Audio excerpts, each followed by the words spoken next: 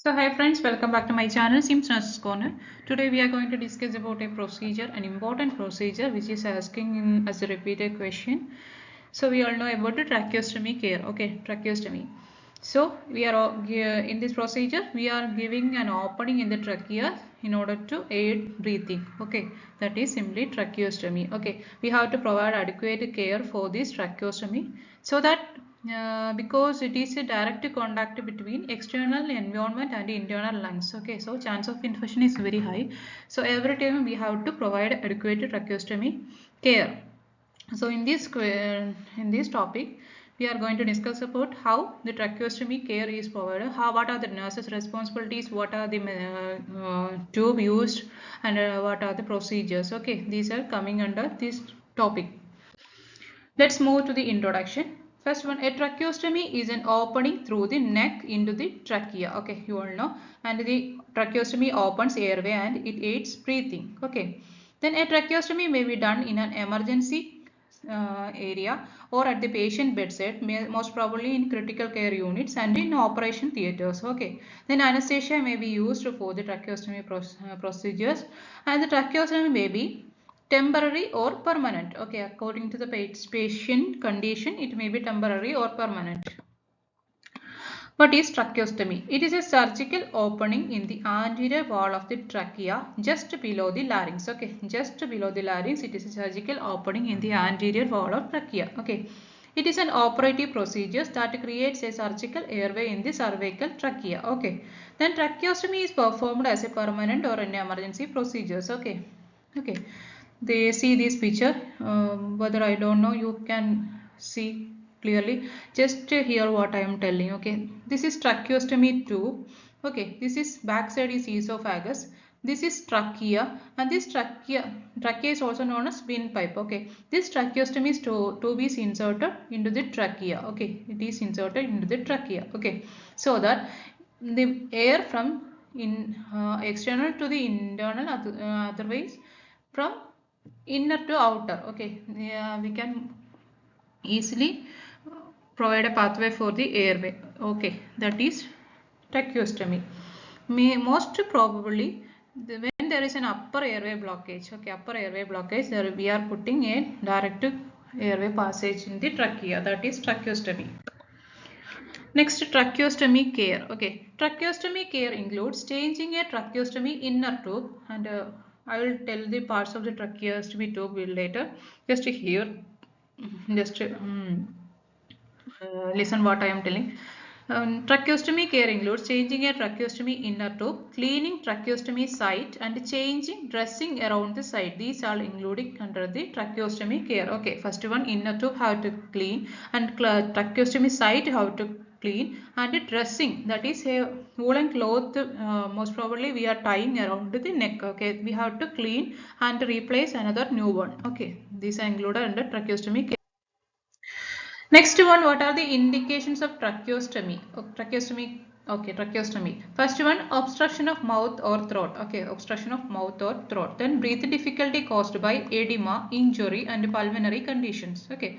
Next, airway reconstruction following tracheal and laryngeal surgery. Okay. Then airway protection from secretion or food because of swallowing problems. Okay, airway protection from that is prevent aspiration.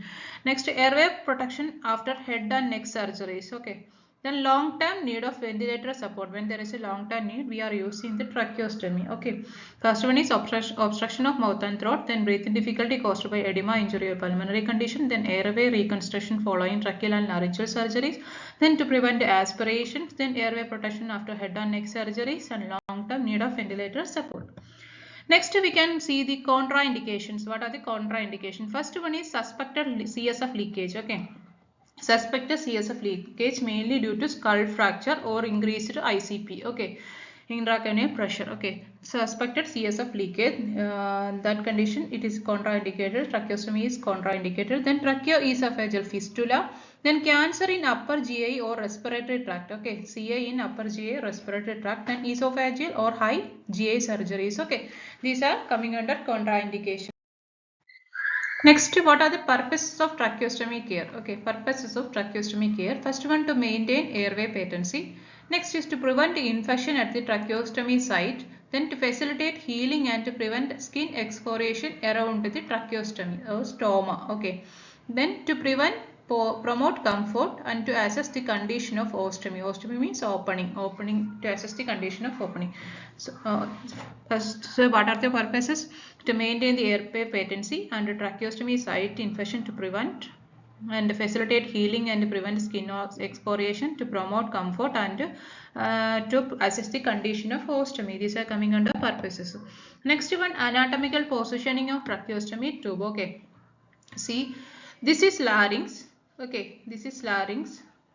This portion is larynx. Okay, then this is thyroid cartilage. Then this portion is trachea and this portion is esophagus.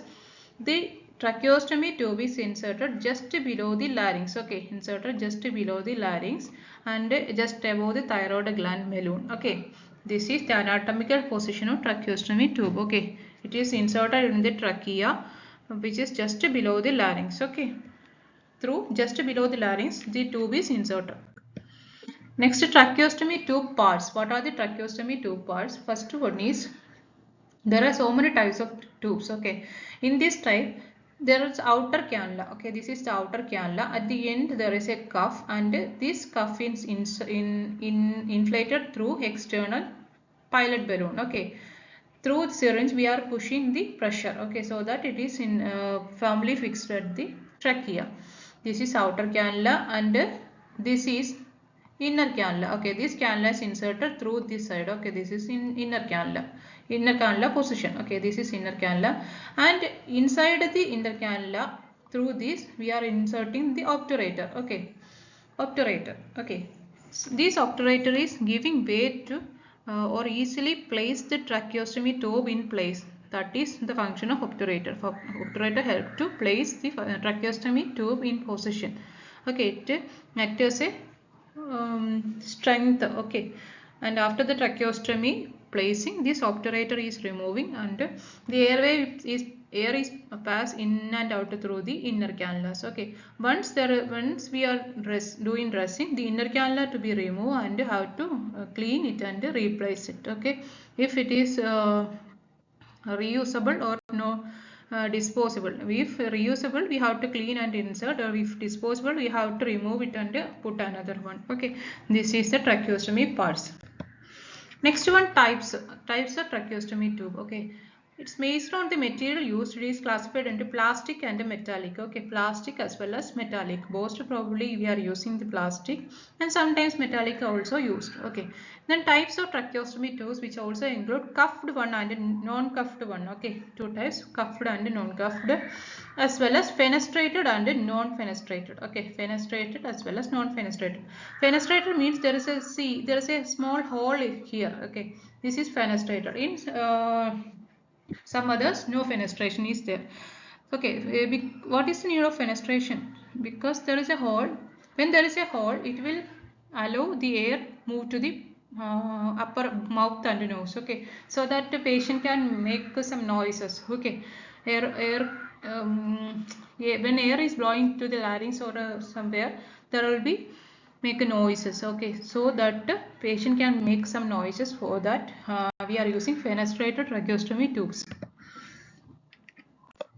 Next one is equipments used. What are the equipments used for tracheostomy care? Okay, which includes a tracheostomy care kit. That is a sterile tracheostomy kit, which includes a gallipot, 3 gallipots, then sterile towels and sterile nylon brush or toothbrush, then sterile gauze wires and a cotton twill ties or tracheostomy tie tabs will be there. Sometimes there is no cotton ties now used. There is no using because chance of infection is high. Okay. And we are using a clean tray too because of use to capture hydrogen peroxide, normal saline, sterile gloves 1 pair, face mask and eye shield and waterproof pad, as well as 1 suction catheter according to the patient need we have to keep. Okay. Next one is, what are the complications of tracheostomy? Okay, first one is, there are complications are classified mainly into 3 categories. First one immediate, then early and one late. Okay, 3 categories. First, immediate complications. What are the immediate complications? First one is hemorrhage, that is bleeding. Then hypoxia, decreased blood supply in oxygen supply in blood. then trauma to recurrent laryngeal nerve, then damage to esophagus, then pneumothorax, increased airway filling in the lung cavity, that is pneumothorax, then infection most probably in early stage, but sometimes infection in immediate stage also, then subcutaneous emphysema. Next one is coming under early complications, which includes tube obstruction or displacement, then pooling of secretions leading to aspiration, then bleeding from tracheostomy care, then infection. Okay. Next we can see the late complication. What are the late complications? First one is airway obstruction with aspiration. Okay, airway obstruction with aspiration. Next one is damage to larynx. Okay, which may be stenosis. Okay. Then tracheal stenosis will be there. Then tracheomalacia. Tracheomalacia means weakening of the tracheal muscles. Okay, normally see this is a tracheomalacia picture. Normally during inhalation this trachea will be like that, and during exhalation trachea will be like this. And during tracheomalacia there will be stenosis or weakening will be, there is no elasticity will be reduced. That is tracheomalacia. Then aspiration and pneumonia. Then fistula formation, most probably tracheocutaneous and tracheoesophageal fistula. So these are the complications which are coming under immediate, early and late complications. Okay. Next, care of patient with the tracheostomy care. Okay, tracheostomy care is coming under 4 categories. First one is stoma care. Okay, stoma care means opening care. Okay, care towards the hygiene and asepsis is necessary for stoma care. Then remember the skin surrounding and stoma is also prone to irritation. Okay, then we can use, as per hospital policy, we can use barrier creams. Okay, then local skin cotton wool should be reduced if possible, because there is a chance of increased infection. Okay, this is coming under stoma care. We have to use sterile technique. Very much careful while doing the stoma care. Okay, sterile technique should be followed. Next one is tube care. Okay, tube care. First one is stoma care and next one is tube care. Tubes need to be cleaned and the area should be cleaned with normal saline. Double cannula, in case of double cannula, the inner cannula will be need to be removed and to be cleaned. Okay, I already told that when outer cannula and inner cannula will be there, we have to remove the inner cannula and clean and replace. Okay, then for cuffed tracheostomy tubes. Okay, some cuffed tracheostomy tubes are used while giving each time care we have to assess the pressure is adequate or not. Okay, according to policy we have to check. Next one is suctioning. Okay, next one is suctioning. First stoma care, then tube care, then suctioning. Okay, suctioning should be done PRN. PRN means SOS, whenever wherever needed. And if suctioning is more beneficial when doing after chest physiotherapy or nebulization. Okay, if suctioning is doing after chest physiotherapy and nebulization, it will be more beneficial for the patient. Okay, then in suction machine we have to adjust the suction temperature, that is suction pressure between 120 to 200 millimeter of Hg. Okay, 120 to 200 millimeter of Hg, and the suction should not be performed more than 10 seconds. Okay, should not be performed more than 10 seconds, and each time we have to remove the suction catheter before 10 seconds and reinsert again. Okay, not to perform more than 10 seconds, otherwise patient will be going to arrest because of decreased airway entry. Okay, next one is humidification. Okay, humidification means we have to provide adequate humidification while doing the suctioning or tracheostomy tube itself. We have to give adequate humidification, so that we are using in the suction catheter itself we are using water for humidification. Okay, it aid to the sputum will be more lighter. Okay, otherwise if not using a hydration there, the sputum will be getting more thicker and leads to infection. Okay, so that humidification is very important. Okay, then special considerations. Okay, what are the special considerations? First one, tracheostomy dressing should be done every 8 hours or whenever the dressing is soiled. Okay, every 8 hours or whenever dressings are soiled.